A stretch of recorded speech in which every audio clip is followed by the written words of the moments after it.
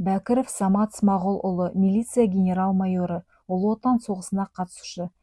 Кеңестік социалистік республикалар одағының ішкі істер министрлігінің еңбек сіңірген қызметкері.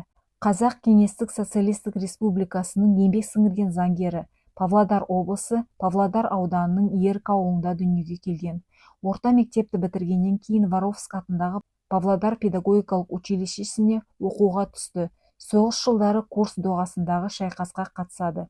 1944 жылдың желтоқсанында Ростов-на-Дону қаласындағы артиллерия мектебіне оқуға жіберілді. Әскер қатарынан босатылғаннан кейін Павлодарға оралды. Ішкі істер органдарына қызметке жіберілді. Самат Бәкіров әр жылдары Май ауданы милиция бөлімінің басшысы, Павлодар облыстық қылмыстық іздеу қызметінде, Екібастұз қалалық милиция бөлімінің басшысы, Қостанай облысы ішкі істер басқармасының қылмыстық іздестіру басшысы, Қостанай облысының ішкі істер басқармасының басшысы қызметтерін атқарады. Самат Смағұлұлы 40 жылдан астам уақытын ішкі істер органдарындағы қызметке арнады. Сол жерден 1990 жылы генерал-майор шенінде құрметті демалысқа шықты.